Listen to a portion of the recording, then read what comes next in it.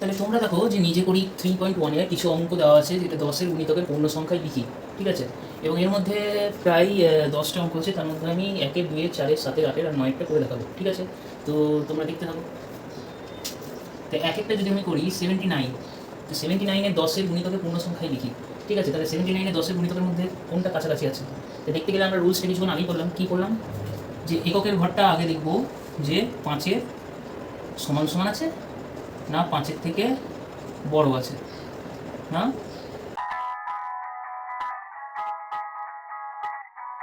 আমার এই নতুন ভিডিওতে স্বাগত। তো আজকের টপিক হচ্ছে সংখ্যা বিষয়ে যুক্তিসম্মত অনুমান, যেটা ক্লাস 6-এর 3 নম্বর চ্যাপ্টারে আছে। তো আমরা এই চ্যাপ্টার সম্বন্ধে কিছুটা ধারণা অর্জন করব। তাহলে আমরা প্রথমে কি দেখব, যে সংখ্যা বিষয়ে যুক্তিসম্মত অনুমান। এই চ্যাপ্টারে আমাদের 3টে জিনিস লক্ষ্য করতে হবে। একটা হলো 10-এর গুণিতক, নাম্বার 2 100-এর গুণিতক, নাম্বার 3 1000-এর গুণিতক। তাহলে প্রথমে কি লিখবো আমরা? 100-এর গুণিতক, তারপরে লিখবো প্রথমে লিখবো আমরা 10-এর গুণিতক, তারপরে লিখবো 100-এর গুণিতক, তারপরে লিখবো 1000-এর গুণিতক।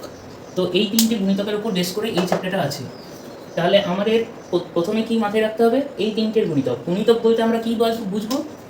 গুণিতক বলতে আমরা সিম্পলি ধরবো গুণফল। সিম্পলি, বেশি কিছু মাথায় রাখার দরকার নেই। গুণিতক বলে আমরা প্রথমেই মাথায় রাখবো হচ্ছে গুণফল। যেমন যদি 10-এর গুণিতক বলছে, তাহলে 10-এর গুণিতক বলতে আমরা কাদের বলবো? 10-এর সাথে 1 গুণ করলে 10-একে 10, আবার 10-এর সাথে যদি 0 গুণ করি, 10-এর সাথে যদি 0 গুণ করি তাহলে কিন্তু 0ই হবে। আবার 10-এর সঙ্গে যদি আমরা 2 গুণ করি, তাহলে 10 গুণে 20। তাহলে এইভাবে আমরা 10-এর গুণিতক কী করবো? প্রথমে 0 ধরবো, 10 ধরবো, 20, 30, 40, 50, 60, 70, 80, 90, 100। তাহলে 100 পরে আবার কী হবে? 200 হবে না? কেন? 100 পরে আবার হবে 110, 120, 130, এইভাবে চলতে থাকবে। আবার যখন 200 আসবে তখন 200 পর কী হবে? 200 পর হবে 210, 220, এইভাবে চলতে থাকবে। 300 ঘর এলে 300, 310, 320, এইভাবে চলতে থাকবে। এইভাবে ইনফিনিটি চলতে থাকবে, ঠিক আছে। এটা হলো 10-এর গুণিতক, বোঝা গেল?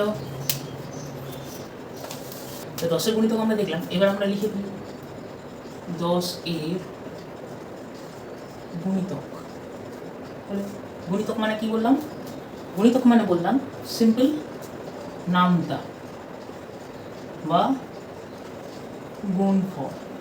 হলো সিম্পল নামতা বা গুণফল,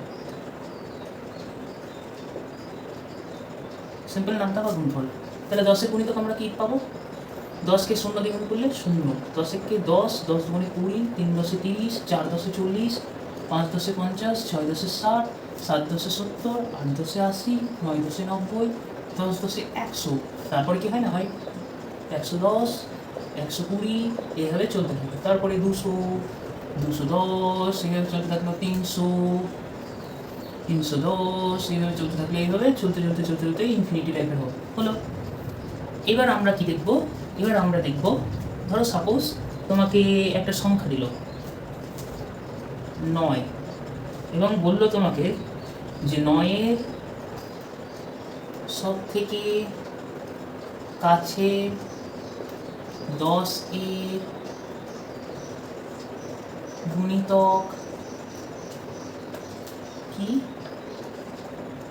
খুঁজি। এটা ধরো একটা প্রশ্ন।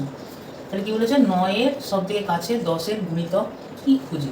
তাহলে 9-এর সব থেকে কাছে 10-এর গুণিতক কি? দেখো বইয়ে বলেছে যে যদি আমরা খুঁজতে যাই তাহলে প্রথমে একবার কি দেখবো? 9 থেকে 0 বিয়োগ করবো, ঠিক আছে। তাহলে 9 থেকে 0 বিয়োগ করলে কত হচ্ছে? 9।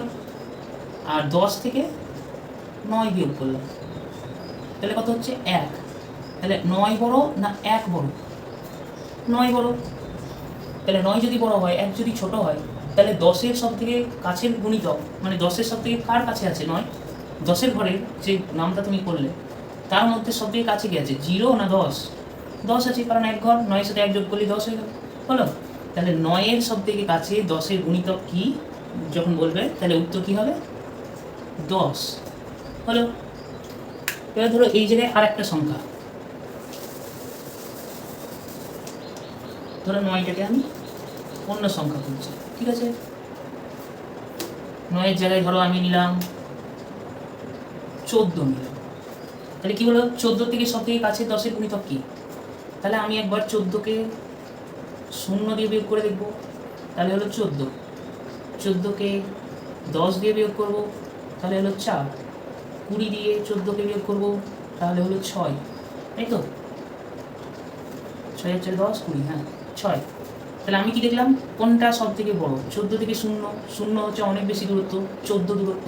এখানে 10 যদি বিয়োগ করি তাহলে 4 দূরত্ব।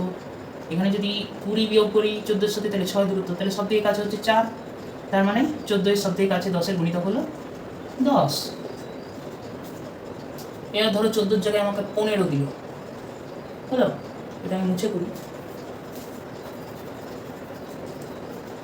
এটা ধরো আমাকে দিল 15, ঠিক আছে। তাহলে আমি সেম ফর্মুলা ইউজ করবো।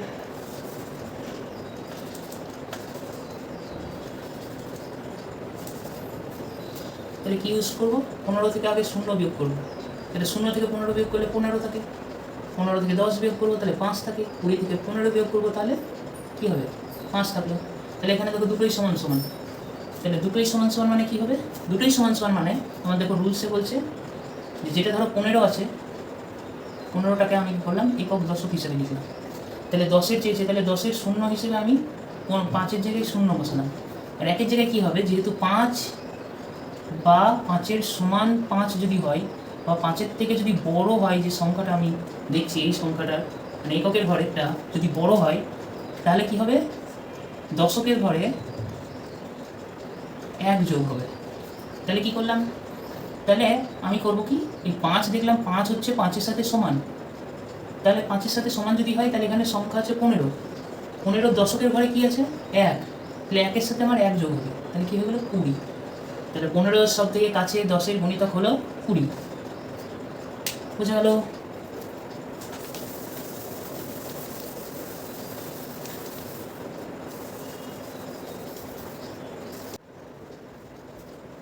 তাহলে তোমরা দেখো যে নিজে করি 3.1-এর কিছু অঙ্ক দেওয়া আছে, যেটা 10-এর গুণিতকের পূর্ণ সংখ্যায় লিখি, ঠিক আছে।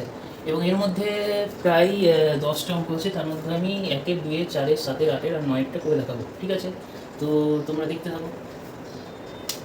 তো এক একটা যদি আমি করি 79, তো 79-এর 10-এর গুণিতকের পূর্ণ সংখ্যায় লিখি, ঠিক আছে। তাহলে 79-এর 10-এর গুণিতকের মধ্যে কোনটা কাছাকাছি আছে? তো দেখতে গেলে আমরা রুলসটা কিছুক্ষণ আগেই করলাম। কী করলাম, যে এককের ঘরটা আগে দেখব যে 5-এর সমান সমান আছে না 5-এর থেকে বড় আছে, না 5-এর ছোট।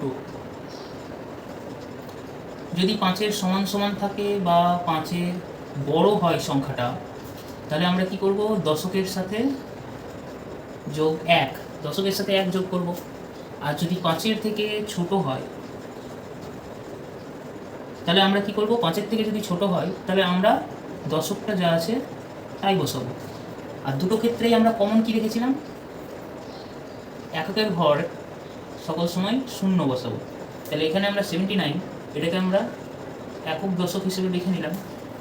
তাহলে এককের ঘরে আমরা কি বসাবো, 0।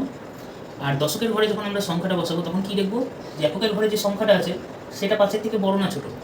তাহলে 9 5-এর থেকে বড়, তাহলে কি করব, 5-এর সমান বা 5-এর থেকে বড় হলে দশকের সাথে 1 যোগ হবে, তাহলে 7-এর সাথে 1 যোগ হবে, তাহলে হলো 8, তাহলে 80।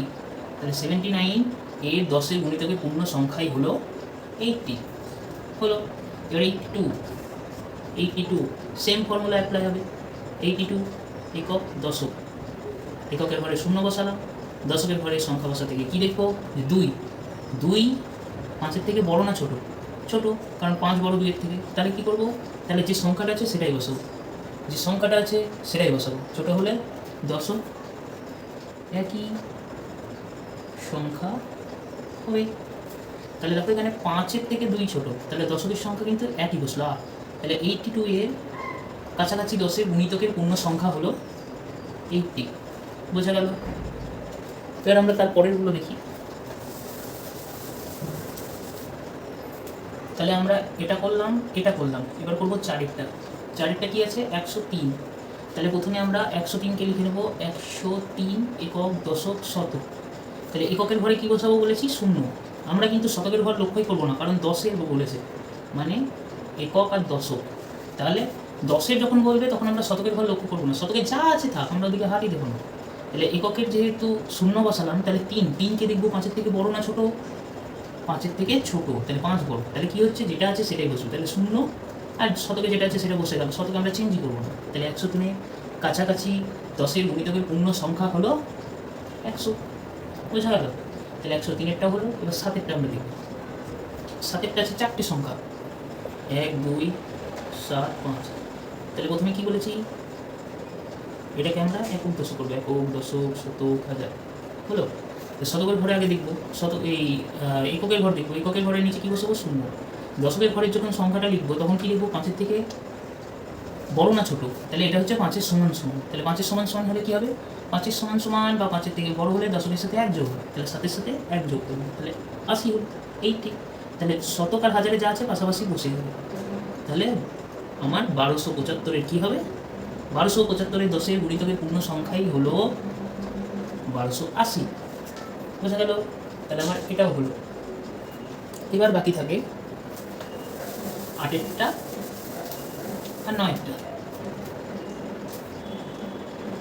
8-এরটা এবার করবো 2, 3, 6, 4।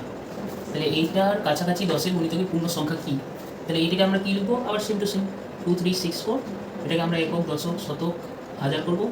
তাহলে এককের ঘরে আমরা শূন্য বসালাম। এবার 4টা কি 5-এর থেকে বড় না ছোটো?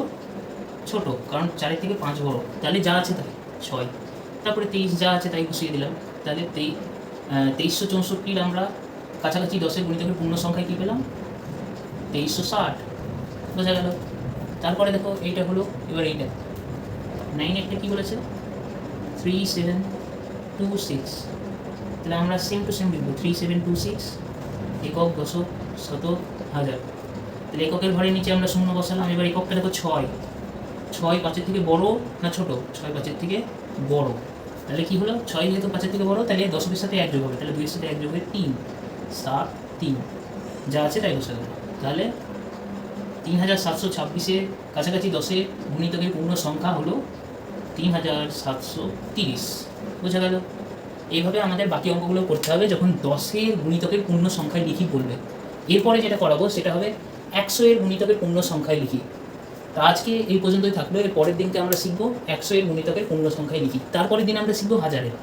তা আজকে এইটুকুই। যদি ভালো লাগে তাহলে লাইক অ্যান্ড সাবস্ক্রাইব করবেন, আর আমাদের পাশে থাকবেন, আর বেল আইকনটা বাজিয়ে দেবেন। টাটা।